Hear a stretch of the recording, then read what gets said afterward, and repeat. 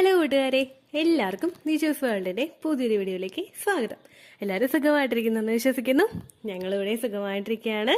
അപ്പോൾ എല്ലാവരും സന്തോഷത്തോടെയും ആരോഗ്യത്തോടെയും ഒക്കെ ഇരിക്കുക കേട്ടോ. പ്രഗ്നന്റ് ആകുമ്പോൾ സ്ത്രീ ശരീരത്തിൽ ഉണ്ടാകുന്ന മാറ്റങ്ങളെ പറ്റി അറിയാൻ ഒരുപാട് പേര് ഭയങ്കര ക്യൂരിയസ് ആയിട്ട് കാത്തിരിക്കാറുണ്ട്. ഓരോ സ്ത്രീകൾക്കും പലതരത്തിലുള്ള വൈവിധ്യങ്ങളായിട്ടുള്ള പ്രഗ്നൻസി ലക്ഷണങ്ങൾ ഉണ്ടാകാറുണ്ട്. ഓരോ സ്ത്രീകളിലും പ്രഗ്നൻസിയിൽ ഉണ്ടാകുന്ന ലക്ഷണങ്ങൾ വളരെയധികം ഡിഫറെന്റ് ആണ്. ഫസ്റ്റ് പ്രഗ്നൻസിയിലും സെക്കൻഡ് പ്രഗ്നൻസിയിലും ഭയങ്കര വൈവിധ്യങ്ങളായിട്ടുള്ള ഡിഫറെന്റ് സിംറ്റംസ് ഉണ്ടാകുന്ന ഒരുപാട് സ്ത്രീകളുണ്ട്. അപ്പോൾ ഇത്തരത്തിലുള്ള പ്രഗ്നൻസിയുടെ ലക്ഷണങ്ങളെ പറ്റി വീഡിയോ ചെയ്യുമ്പോഴേക്കും പലരും തന്നെ ക്യൂരിയസ് ആയിരിക്കില്ല. കാരണം ഓവുലേഷൻ കഴിഞ്ഞതിന് ശേഷം ഇങ്ങനെയുള്ള വീഡിയോസ് ഒക്കെ കണ്ടിട്ട് നെഗറ്റീവ് ആയി പോയി കഴിഞ്ഞാൽ അതുകൊണ്ടുണ്ടാകുന്ന ബുദ്ധിമുട്ടുകൾ, ടെൻഷൻ അങ്ങനെയുള്ളവരൊക്കെ വീഡിയോസ് കാണണ്ട കേട്ടോ. കാരണം കൂടുതൽ ആൻസൈറ്റി ഉള്ളവർക്കും അതുപോലെയുള്ള സ്ട്രെസ് അനുഭവിക്കുന്നവരൊക്കെ കൂടുതലായിട്ട് വീഡിയോസ് കണ്ടു കഴിഞ്ഞാൽ പിന്നെയും നമ്മൾ ആ ഒരു സ്ട്രെസ്സിലോട്ട് തന്നെ പോകും. അങ്ങനെയുള്ള ഒരു വീഡിയോസ് കാണണ്ട കേട്ടോ. എന്നാൽ നേരെ മറിച്ച് കാണാൻ ആഗ്രഹമുള്ളവർക്ക്, ഇൻട്രസ്റ്റ് ഉള്ളവർക്ക് വീഡിയോ ഇത് കാണാവുന്നതാണ്. അപ്പോൾ ഇവിടെ സംസാരിക്കുന്ന ഈ ലക്ഷണം എന്ന് പറയുന്നത് പലർക്കും തന്നെ പലരുടെയും ശരീര പ്രകൃതി വ്യത്യാസമായതുകൊണ്ട് ചിലർക്ക് റെക്കറന്റ് ആയിട്ട് മിസ്കാരേജ് ഉണ്ടാകാൻ സാധ്യതയുള്ള ശരീര പ്രകൃതി ഉള്ളവരായിരിക്കും. അങ്ങനെയുള്ളവർ ഇങ്ങനെയുള്ള ലക്ഷണങ്ങൾ മനസ്സിലാക്കി കഴിഞ്ഞു കഴിഞ്ഞാൽ ശരീരത്തിന് കുറച്ചുകൂടി ഒന്ന് കെയർ കൊടുക്കുന്നത്, അതായത് പ്രഗ്നൻസി ആകുമോ എന്ന് വിചാരിച്ചിട്ട് ഒന്നും കൂടി ഒന്ന് കെയർ കൊടുക്കുന്നത് ചിലപ്പോൾ ആ ഒരു പ്രഗ്നൻസിയെ സപ്പോർട്ട് ചെയ്യാൻ വേണ്ടിയിട്ട് ഒരുപാട് സഹായിക്കും. അതുകൊണ്ടാണ് ഇങ്ങനെയുള്ള വീഡിയോസ് ചെയ്യുന്നത്. കാണാൻ താല്പര്യമുള്ളവർ മാത്രം കാണുക. പ്രഗ്നൻസിയുടെ ലക്ഷണത്തിനെ പറ്റിയിട്ടാണ് സംസാരിക്കുന്നത്. അപ്പൊ നമുക്ക് വീഡിയോ സ്റ്റാർട്ട് ചെയ്യാം. ഭയങ്കര വിയേർഡ് ആയിട്ടുള്ള പ്രഗ്നൻസി ലക്ഷണങ്ങൾ ഉണ്ടാകുന്ന ഒരുപാട് പേരുണ്ട്.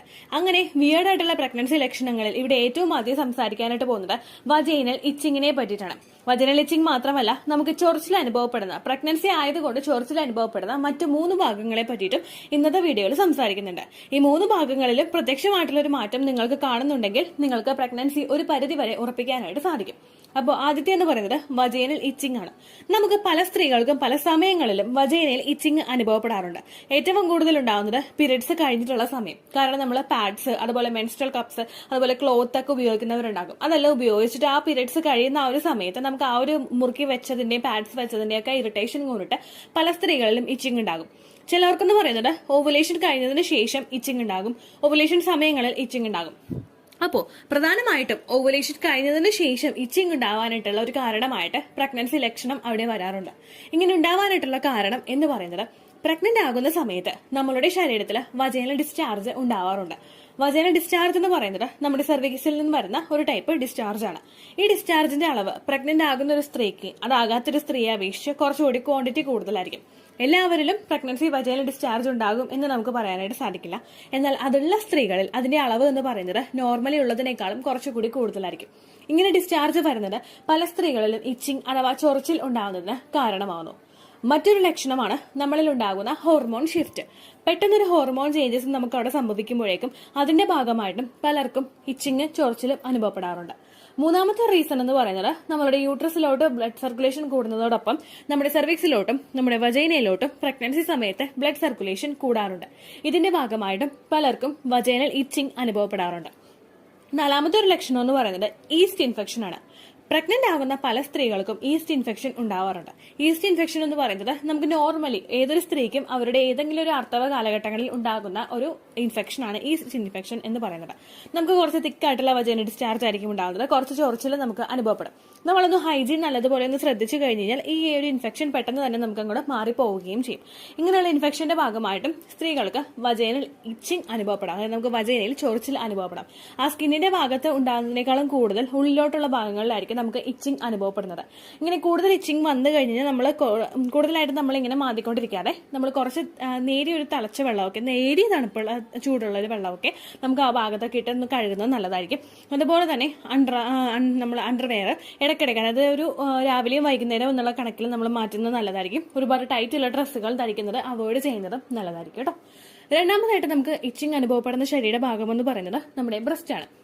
ഈ ബ്രസ്റ്റ് നമ്മൾ പ്രഗ്നന്റ് ആകുന്ന സമയത്ത് യൂട്രസ് പ്രിപ്പയർ ആകുന്നതോടൊപ്പം ബ്രസ്റ്റും കൂടി ഫീഡ് ചെയ്യാനായിട്ട് പ്രിപ്പയർ ആകുമെന്ന് ഒരുപാട് വീഡിയോസിൽ പറയുന്നുണ്ട്. ബ്രസ്റ്റ് ഇങ്ങനെ പ്രിപ്പയർ ആവുന്നതിന്റെ ഭാഗമായിട്ട് ബ്രസ്റ്റിലോട്ടുള്ള ബ്ലഡ് സർക്കുലേഷൻ കൂടും. അവിടെ ഫീഡ് ചെയ്യാൻ വേണ്ടിയിട്ടുള്ള ഗ്രന്ഥികളെല്ലാം പ്രിപ്പയർ ആയിക്കൊണ്ടിരിക്കും. ഇങ്ങനെ ആകുന്നതിന്റെ ഭാഗമായിട്ട്, ആ ബ്ലഡ് സർക്കുലേഷൻ കൂടുന്നതിന്റെ ഭാഗമായിട്ട് കുഞ്ഞിനെ ഫീഡ് ചെയ്യാൻ വേണ്ടിയിട്ട് ബ്രസ്റ്റിന്റെ സൈസ് ഒന്ന് കൂടാനായിട്ട് തുടങ്ങും. ഇങ്ങനെ കൂടാനായിട്ട് തുടങ്ങുന്നതിന്റെ ഭാഗമായിട്ട് നമ്മുടെ ബ്രസ്റ്റിന്റെ സ്കിൻ ഒന്ന് സ്ട്രെച്ച് ആകും. ഈ സ്ട്രെച്ച് ആകുന്നതിന്റെ ഭാഗം ആയിട്ട് നമുക്ക് പല സ്ത്രീകളിലും അത്തരത്തിലുള്ള ഇച്ചിങ് അനുഭവപ്പെടാറുണ്ട്. പെട്ടെന്ന് തന്നെ 34 നിന്ന് 36 ആവും എന്നല്ലാട്ടോ ഉദ്ദേശിച്ചത്. പക്ഷേ ഗ്രാജുവലി അവിടെ ഒരു ബ്രസ്റ്റിന്റെ സൈസ് കൂടി വരുന്നത് കൊണ്ട് നമുക്ക് അവിടെ ഇച്ചിങ് അനുഭവപ്പെടാം. നമുക്ക് അവിടെയുള്ള ഭാഗങ്ങളൊക്കെ ഒന്ന് സ്ട്രെച്ച് ആകുന്നതുകൊണ്ട് അതത് വലിയുന്നതായിട്ട് നമുക്ക് അനുഭവപ്പെടാം. മൂന്നാമതായിട്ട് ആ ഒരു ഇച്ചിങ് നമുക്ക് അനുഭവപ്പെടുന്ന ഭാഗം എന്ന് പറയുന്നത് നമ്മുടെ യൂട്രസ് ആണ്. യൂട്രസ് എടുത്തോ പിടിച്ചോ എന്നും പറഞ്ഞാൽ പെട്ടെന്ന് തന്നെ അതിന്റെ സൈസ് അങ്ങോട്ട് കൂടില്ല. കാരണം ആ ഒരു ഫെർട്ടിലൈസ്ഡ് ആയിട്ടുള്ള എഗ് എന്ന് പറയുന്നത് വളരെ തീരെ ചെറിയതായിട്ടുള്ള ഒരു ഭാഗമാണല്ലോ. അതൊരിക്കലും പെട്ടെന്ന് തന്നെ നമുക്ക് ഒരു ഇച്ചിങ് നമുക്ക് അവിടെ അനുഭവപ്പെടണമെന്നില്ല. പക്ഷേ ഏകദേശം ഇംപ്ലാന്റേഷൻ കഴിഞ്ഞിട്ട് രണ്ടാമത്തെ മൂന്നാമത്തേക്ക് ഒരു ആഴ്ചയാകുമ്പോഴേക്കും ഏകദേശം നമ്മുടെ അടുത്ത പീരീഡ് എക്സ്പെക്ട് ചെയ്യുന്ന ഒരു സമയം അല്ലെങ്കിൽ അടുത്ത പീരീഡ് മിസ്സായി കഴിഞ്ഞിട്ടുള്ള ഒരു സമയം എന്നൊക്കെ പറയുന്നത് നമ്മുടെ ആ ഒരു ഫെർട്ടിലൈസ്ഡ് ആയിട്ടുള്ള എഗ് ഒന്ന് വളരാൻ തുടങ്ങുന്ന ആ ഒരു സമയമാണ്. നമുക്ക് സ്കാനിങ്ങിൽ നടത്തി കഴിഞ്ഞാൽ ഒന്ന് വിസിബിൾ ആകുന്ന സമയമാണ് നമ്മുടെ ആ ഒരു ഓവുലേഷൻ, നമ്മുടെ ഇംപ്ലാന്റേഷൻ കഴിഞ്ഞിട്ടുള്ള ഒരു 4ാമത്തെ ആഴ്ച എന്നൊക്കെ പറയുന്നത്. ഏകദേശം നമ്മൾ പീരിയഡ്സ് ഒന്നും മിസ്സായി കഴിഞ്ഞതിന് ശേഷം ഒരു 10 ദിവസമൊക്കെ കഴിഞ്ഞു കഴിഞ്ഞാൽ നമ്മൾ ഏകദേശം ആ ഒരു വിസിബിൾ ആകുന്ന ഒരു സ്റ്റേജിലോട്ട് പലർക്കും എത്താറുണ്ട്. അപ്പോൾ ഇതിന്റെ ഭാഗമായിട്ടും ആ ഒരു സ്ട്രെച്ച് അവിടെ ഉണ്ടാകുന്നതിന്റെ ഭാഗമായിട്ടും പല സ്ത്രീകളിലും അവരുടെ ആ ഒരു യൂട്രസിന് ചുറ്റും നമ്മുടെ വയറിന്റെ ആ ഭാഗങ്ങളിലൊക്കെ ഇച്ചിങ് അനുഭവപ്പെടാറുണ്ട്. ഇങ്ങനെ കൂടുതലായിട്ടും ഇച്ചിങ് അനുഭവപ്പെടുന്ന സമയത്ത് നിങ്ങൾ കൂടുതലായിട്ട് അവിടെ മാന്താതെ പയ്യെ എന്തെങ്കിലും മോയ്സ്ചറൈസറോ അല്ലെങ്കിൽ ഓയിലോ ഇട്ട് അപ്ലൈ ചെയ്യുന്നത് നല്ലതാണ്. നമ്മുടെ ആ ഒരു സ്കിന്ന് ഡ്രൈ ആവുന്നതുകൊണ്ടാണ് കൂടുതലായിട്ടും ഇച്ചിങ് അനുഭവപ്പെടുന്നത്. അതൊന്ന് പ്രിവെന്റ് ചെയ്യാനായിട്ട് മോയ്സ്ചറൈസർ ഇടുന്നത് എന്തുകൊണ്ടും നല്ലതായിരിക്കും. ഏറ്റവും കൂടുതൽ സ്ത്രീകളിൽ ഇങ്ങനെ ഉണ്ടാകുന്നത്, അതായത് വജൈനൽ നമ്മുടെ ആ ഒരു യൂട്രസിന്റെ അവിടെയുള്ള ആ ഒരു ഇച്ചിങ് അല്ലെങ്കിൽ നമുക്ക് വയറിലുണ്ടാകുന്ന ഇച്ചിങ് ഒക്കെ കൂടുതലായിട്ടും അനുഭവപ്പെടുന്നത് ഫ്ലാറ്റ് ആയിട്ടുള്ള ബില്ലിയുള്ള, അതായത് നമുക്ക് വയറങ്ങനെ തുടുത്തു നിൽക്കുന്നവരല്ല, വയറ് ചാടിയിരിക്കുന്നവരല്ല, അല്ലെങ്കിൽ ഫസ്റ്റ് പ്രഗ്നൻസി കഴിഞ്ഞവർക്കൊക്കെ ഇത്തരത്തിലുള്ള ഒരു വജൈന നമ്മുടെ സ്റ്റൊമക്കിന്റെ ഇച്ചിങ് പെട്ടെന്ന് തന്നെ അനുഭവപ്പെടണമെന്നില്ല. അപ്പോൾ ഫസ്റ്റ് പ്രഗ്നൻസി അല്ലാത്തവർക്ക് ചിലപ്പോൾ ഈ ഒരു ലക്ഷണം എളുപ്പത്തിൽ കാണാനായിട്ട് സാധിക്കില്ല. പക്ഷേ ഫസ്റ്റ് പ്രഗ്നൻസി ആണെങ്കിൽ നമുക്ക് ഈ ഒരു ലക്ഷണം എളുപ്പത്തിൽ തന്നെ ഫൈൻഡ് ഔട്ട് ചെയ്യാനായിട്ടും സാധിക്കും. ഈ ഒരു ചൊറിച്ചിൽ എന്ന് പറയുന്നത് എല്ലാവർക്കും ഉണ്ടാകുമോ എന്ന് ചോദിച്ചു കഴിഞ്ഞാൽ ഒരിക്കലുമില്ല. ഒരു ലക്ഷണവും ഒരാൾക്ക് പോലും എപ്പോഴും എല്ലാ ലക്ഷണവും ഉണ്ടാകും എന്ന് നമുക്ക് പറയാനായിട്ട് സാധിക്കില്ല. ഒരു ലക്ഷണവും ഇല്ലാതെ പ്രഗ്നന്റ് ആകുന്ന സ്ത്രീകളുമുണ്ട്. പക്ഷേ ഈ കാര്യങ്ങൾ നമ്മളൊന്ന് ശ്രദ്ധിച്ചു കഴിഞ്ഞാൽ, ഇംപ്ലാന്റേഷൻ നടക്കുന്ന സമയം എന്നൊക്കെ പറയുന്നത് എല്ലാവരും അവരുടെ ശരീരത്തിന് ഒരുപാട് കെയർ കൊടുക്കുന്ന സമയമാണ്. ആ സമയങ്ങളിൽ ഇത്തരത്തിലുള്ള മാറ്റങ്ങളും കൂടി നിങ്ങൾക്ക് റെക്കഗ്നൈസ് ചെയ്യാനായിട്ട് സാധിക്കുന്നുണ്ടെങ്കിൽ ചിലപ്പോൾ ഒരു അഡീഷണൽ കെയർ നമുക്ക് നമ്മുടെ ശരീരത്തിന് കൊടുക്കാനായിട്ട് സാധിക്കും. ട്രാവൽ ചെയ്യുന്ന സമയത്ത് നമുക്കൊന്ന് ശ്രദ്ധിക്കാൻ സാധിക്കും. പുറത്തുനിന്നുള്ള ഭക്ഷണങ്ങൾ കൂടുതലായിട്ട് കഴിക്കാനായിട്ട് ആഗ്രഹമുണ്ടെങ്കിൽ ആ സമയത്ത് നമുക്ക് ഇതൊക്കെ ഒന്ന് ശ്രദ്ധിക്കാൻ സാധിക്കും. അതുപോലെ ഫിസിക്കൽ കോൺടാക്ട് ചെയ്യാനായിട്ട് ആഗ്രഹമുണ്ടെങ്കിൽ നമുക്ക് ആ സമയത്ത് ശ്രദ്ധിക്കാം. നമ്മൾ എന്താ പറയുക, ഒരു എക്സാമ്പിൾ പറയുകയാണെങ്കിൽ ഇപ്പോൾ സ്റ്റെയർ വേഗം കയറി ഇറങ്ങുന്ന ഒരു ടെൻഡൻസി നിങ്ങൾക്കുണ്ടെങ്കിൽ ഇങ്ങനെയുള്ള ലക്ഷണങ്ങളൊക്കെ വരുമ്പോഴേക്കും നമുക്ക് ആ കാര്യം വരെ ഒന്ന് ശ്രദ്ധിക്കാനായിട്ട് സാധിക്കും കേട്ടോ. അപ്പോൾ ഇത്തരത്തിലുള്ള ലക്ഷണങ്ങളെ പറ്റി വീഡിയോ ചെയ്ത് കഴിഞ്ഞാൽ അതിനെപ്പറ്റി ഓവറായിട്ട് തിങ്ക് ചെയ്യാതെ ഇങ്ങനെയുള്ള ലക്ഷണം നിങ്ങൾക്ക് വരുന്നുണ്ടോ എന്ന് മാത്രം നിങ്ങൾ നോക്കുക. വരുന്നുണ്ടെങ്കിൽ നിങ്ങൾ ശ്രദ്ധിക്കേണ്ടത് അഡീഷണൽ ആയിട്ട് കെയർ നമ്മുടെ ശരീരത്തിൽ കൊടുക്കുക. ഒരുപാട് ഫ്രൂട്ട്സും വെജിറ്റബിൾസും നിങ്ങൾ കഴിക്കുക. കൂടുതലായിട്ടൊന്നും കഴിക്കാനായിട്ട് സാധിക്കുന്നില്ലെങ്കിൽ അറ്റ്ലീസ്റ്റ് മൾട്ടി വിറ്റമിൻ്റെ ടാബ്ലറ്റ്സോ അല്ലെങ്കിൽ ഫോളിക് ആസിഡോ ഡോക്ടറെ കണ്ടതിന് ശേഷം എടുക്കാനായിട്ട് ശ്രദ്ധിക്കുക. വെയിൽ, നമ്മളെ കൊണ്ട് പറ്റുന്ന വെയിൽ നിങ്ങളൊരു അരമണിക്കൂറെങ്കിലും മിനിമം കൊള്ളാനായിട്ട് ശ്രദ്ധിക്കുക. നമ്മളെ കൊണ്ട് പറ്റുന്ന വെയിൽ കേട്ടോ, കൂടുതൽ വെയിൽ കൊള്ളാനായിട്ട് നിങ്ങൾ നിൽക്കണ്ട. നമുക്ക് ഇപ്പോഴത്തെ ഉള്ളൊരു ചൂടെന്ന് പറയുന്നത് നമുക്ക് അഫോർഡ് ചെയ്യാനായിട്ട് പറ്റില്ല. അപ്പോൾ നിങ്ങൾക്ക് പറ്റുന്ന അത്രയും ചൂട് നിങ്ങൾ കൊള്ളുക. വിറ്റമിൻ ഡി നമ്മുടെ ശരീരത്തിൽ എത്തുന്നതിന് അത് സഹായിക്കുന്നു. ധാരാളം വെള്ളം കുടിക്കുക. എത്രത്തോളം ഫ്രൂട്ട്സും വെജിറ്റബിൾസും കഴിക്കാൻ പറ്റുമോ അതെല്ലാം നിങ്ങൾ കഴിക്കുക. ഇല്ലെങ്കിൽ മൾട്ടി വിറ്റമിൻ്റെ മെഡിസിൻ നിങ്ങൾ എടുക്കുക.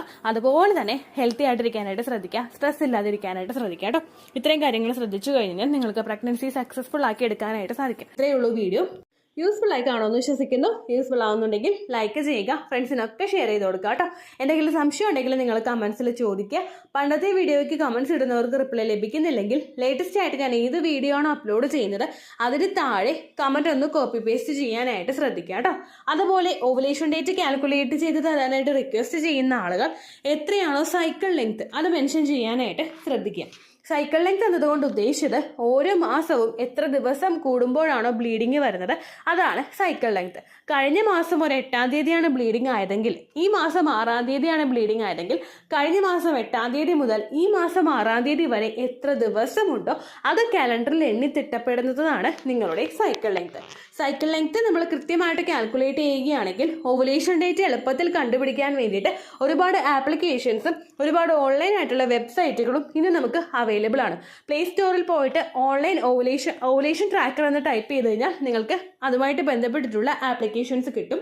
അത് പറ്റുന്നില്ല എങ്കിൽ ഗൂഗിളിൽ പോയിട്ട് ഓൺലൈൻ ഓവുലേഷൻ കാൽക്കുലേറ്റർ എന്ന് ടൈപ്പ് ചെയ്ത് കഴിഞ്ഞാൽ അതുമായിട്ട് ബന്ധപ്പെട്ടിട്ടുള്ള വെബ്സൈറ്റുകൾ നിങ്ങൾക്ക് കിട്ടും. അതിൽ നിങ്ങളുടെ ലാസ്റ്റ് മന്തിലെ മെൻസ്ട്രേഷൻ്റെ ഡേറ്റും ഒപ്പം ഞാൻ ഈ പറഞ്ഞ രീതിക്ക് നിങ്ങൾ കാൽക്കുലേറ്റ് ചെയ്യുന്ന സൈക്കിൾ ലെങ്ത്തും എൻ്റർ ചെയ്ത് കൊടുക്കുകയാണെങ്കിൽ നിങ്ങൾക്ക് കൃത്യമായിട്ട് ഓവുലേഷൻ ഡേറ്റ് കണ്ടുപിടിക്കാനായിട്ട് സാധിക്കും. ഫെർട്ടൈൽ ടൈം പീരീഡും നിങ്ങൾക്ക് കിട്ടും. അതായത് എത്ര ദിവസം മുതൽ കോൺടാക്ട് ചെയ്ത് തുടങ്ങിക്കഴിഞ്ഞാൽ നിങ്ങൾ പ്രഗ്നൻ്റ് ആകും എന്നുള്ളൊരു ഡേറ്റും നിങ്ങൾക്ക് പ്രോപ്പറായിട്ട് കിട്ടും കേട്ടോ. ഇത് കാൽക്കുലേറ്റ് ചെയ്യുന്ന സമയത്ത്, സൈക്കിൾ ലെങ്ത് കാൽക്കുലേറ്റ് ചെയ്യുന്ന സമയത്ത് നിങ്ങളുടെ ആ ഒരു കലണ്ടറിൽ നോക്കി തന്നെ നിങ്ങൾ കാൽക്കുലേറ്റ് ചെയ്യുക. പല മാസങ്ങളിലും 30-31 ദിവസമുണ്ട്. അതുകൊണ്ടാണ് അങ്ങനെ പറഞ്ഞത്. ഒപ്പം നിങ്ങൾക്ക് ബ്ലീഡിങ് തുടങ്ങിയ ദിവസത്തിന് വേണം നിങ്ങൾ ഡേ 1 ആയിട്ട് എടുക്കാൻ വേണ്ടിയിട്ട്. സ്പോട്ടിങ് തുടങ്ങിയ ദിവസത്തിനെ, അതായത് ചെറുതായിട്ട് ഡിസ്ചാർജ് പോയി തുടങ്ങിയ ദിവസത്തിനെ നിങ്ങൾ കൺസിഡർ ചെയ്യേണ്ട ആവശ്യം ഇല്ല കേട്ടോ. അപ്പോൾ ഇത്രയേ ഉള്ളൂ വീഡിയോ. അടുത്തൊരു വീഡിയോ ആയിട്ട് നമുക്ക് വീണ്ടും കാണാം. ബൈ.